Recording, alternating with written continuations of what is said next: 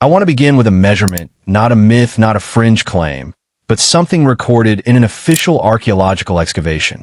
At the Royal Cemetery of Ur, the same site where Queen Pwabi was discovered, excavations led by Leonard Woolley between 1922 and 1934 uncovered skeletal remains that did not fit the normal size range of the Mesopotamian population.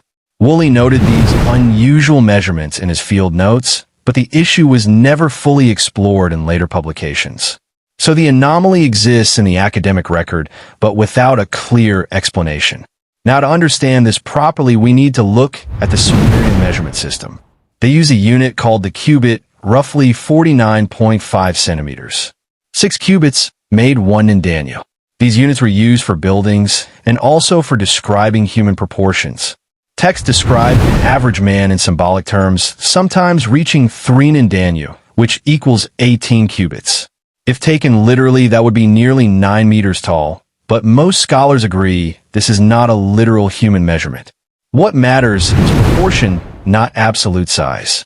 Now, when we look at figures considered semi-divine, such as Gilgamesh, things become more interesting. He is described as 2/3 divine and 1/3 human. His height is often interpreted between 11 and 18 cubits. That give a range from around 5 meters up to almost 9 meters. Most serious researchers treat the lower range as more realistic, meaning roughly 5 to 6 meters tall, still far beyond normal human size. The Anunnaki are described as even taller, around 4 to 5 meters. But again, these texts are not anatomical reports, they're descriptive traditions. They show a clear distinction between different classes of beings. Then, there is the middle category, the guardian class. These are beings described as part divine and part human. They are not as large as the Anunnaki, but clearly bigger than normal humans. The texts place them roughly between 2 to 3 meters tall, which is about 6 to 10 feet. This range is important because it matches what we would consider unusually tall, but still physically possible. These beings had specific roles. They guarded sacred places, enforced authority, and acted as the physical presence of higher powers. In stories like the journey to Mount Mashu, guardians, such as the Scorpion Men, appear as boundary protectors. They are not abstract symbols, they function as enforcers. Think of this as a structured hierarchy. At the top, the Anunnaki. In the middle, the guardians. At the base, ordinary humans. Now, when we return to the physical evidence, things get interesting again. The skeletal remains from Ur were sent to the Natural History Museum in London. The general population was studied and documented. But the unusually large individuals were never deeply analyzed with modern techniques. Today, osteology can determine whether such individuals were just natural variation or part of a distinct subgroup. The tools exist, but the question has not been fully pursued. A similar discussion appeared during excavations at Tel Safi, often linked to ancient Gath. Scholars there cautiously acknowledged that some findings could relate to traditions of unusually tall warriors.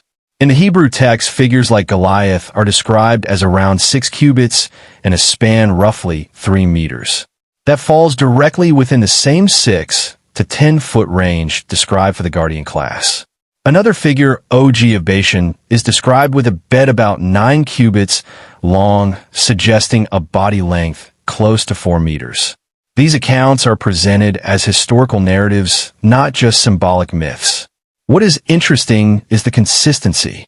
Across different cultures, we see references to unusually tall individuals, especially in positions of power or warfare. The Sumerian texts describe a pre-flood world where such beings were more common. After the flood, they describe a shift toward a smaller and more limited human population. Not a gradual change, but something deliberate. Whether symbolic or historical, the pattern is consistent.